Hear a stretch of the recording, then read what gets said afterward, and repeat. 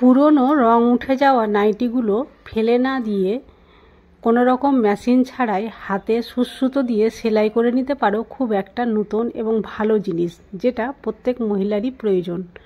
তো চলো, পিকে magic food ফ্যাক্টরিতে তোমাদের সকলকে স্বাগত জানিয়ে তৈরি করছি আজকে পুরাতন নাইটি কেটে একটা নতুন জিনিস। নাইটিটা বেশ পচা বা ছেঁড়া হলে চলবে না, কাপড়টা একটু শক্ত থাকা দরকার, তাহলেই কিন্তু খুব ভালো হবে। যেসব নাইটিগুলো রং উঠে যায় বা রং চটে যায় সেগুলোকে আমরা আর পরি না, সেই সব নাইটিগুলোই কিন্তু কাজে লাগবে। দেখো, আমি কোমর থেকে উপরের অংশটা কেটে বাদ দিয়ে দিলাম।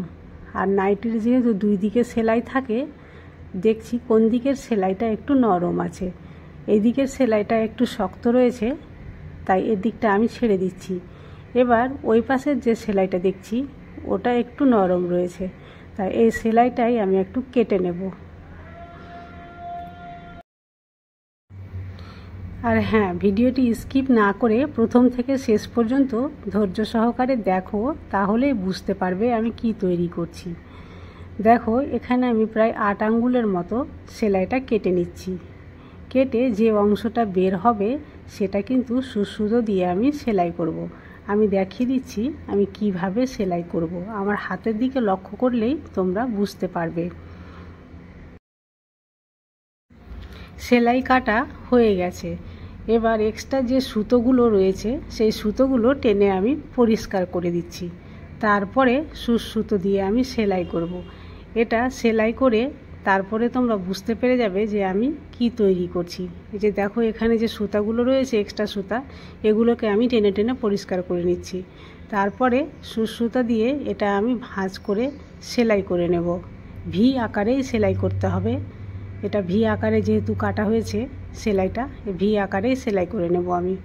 তো চলো, সুতো দিয়ে এখন সেলাই করে নিই। তারপরে এটা চারি সাইডটাই আমি কিন্তু সেলাই করব। তো ওটা কি করে করব সেটাও আমি দেখিয়ে দেব। এক সাইড থেকে ধরে একটু মুখটাকে এইভাবে মুড়িয়ে নিলাম, যাতে খুব ভালোভাবে সেলাইটা হয়ে যায়। আর এইভাবে সুতা দিয়ে খুবই একটা সহজ সেলাই আমি দিয়ে দিচ্ছি। তোমরা পারলে মেশিনে সেলাই করে নিও। আমি যেহেতু বলেছি আজকে মেশিনে সেলাই করব না, হাতেই করে দেখাবো, তাই কিন্তু আমি সুতা দিয়েই হাতে করছি। আমার করতে একটু সময় লাগছে, তবুও আমি করে দেখাচ্ছি। মেশিনে করলে খুব তাড়াতাড়ি হয়ে যেত। তো চলো দেখে নাও, হাতেও করা যায়। যাদের হয়তো মেশিন নেই তারাও এটা হাতে করে নিতে পারবে, তাদের জন্য এই ভিডিওটা করা। আচ্ছা ঠিক আছে, যাই হোক, তোমাদের সঙ্গে কথা বলতে বলতে এই সেলাইটা এখন আমি কমপ্লিট করেই নিলাম।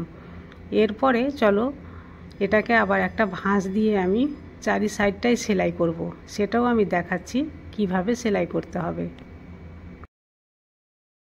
যেখানে সুতোটা গিট দিয়ে শেষ করলাম ঠিক সেই জায়গা থেকে আবার নতুন করে সেলাই শুরু করতে হবে।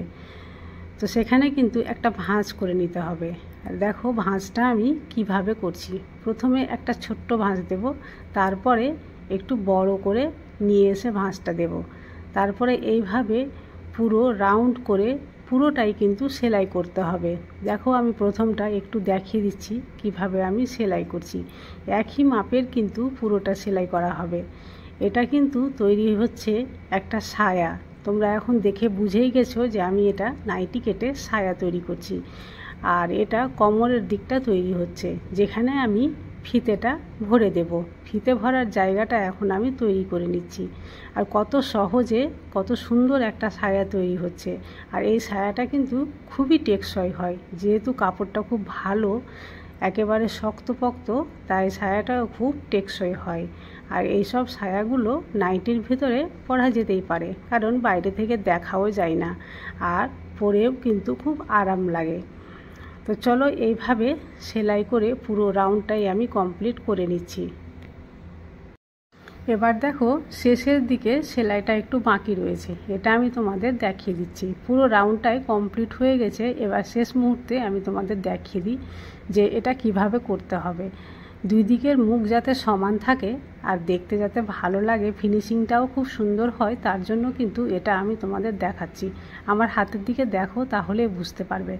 আমি যে ফিতা ভরার যে দুই দিকের যে মুখটা থাকে সেটা কিন্তু মাপ করে নিচ্ছি। এই যে দেখো, এইভাবে মাপ করে নিলাম, তাহলে দুটো কিন্তু খুব সমান হয়ে থাকবে। আর তারপরেই আমি এটাও সেলাই কমপ্লিট করে নেব। এটা সেলাই করা হয়ে গেলেই কিন্তু কাজ কমপ্লিট, একটা সায়া তৈরি হয়ে গেল। এবার শুধু বাকি এখানে একটা ফিতের। এবার ফিতেটা তৈরি করতে বসলে ভিডিওটা অনেক বড় হয়ে যাবে, তোমরা হয়তো বিরক্ত বোধ করবে। তাই আগে থেকে তৈরি করে রাখা একটা ফিতে আমি এর মধ্যে কিন্তু সেফটি পিনের সাহায্যে আমি ভরে দেব, তারপরে সায়াটা আমার কমপ্লিট হয়ে যাবে। আজকের ভিডিওটি যদি তোমাদের ভালো লাগে বা উপকারে আসে, অবশ্যই লাইক, কমেন্ট, শেয়ার ও চ্যানেলটি সাবস্ক্রাইব করে দিও। আজ তাহলে এই পর্যন্তই। কাল আবার আসবো অন্য কোনো নতুন ভিডিও নিয়ে। ততক্ষণ পর্যন্ত তোমরা সবাই সুস্থ থাকো, ভালো থাকো।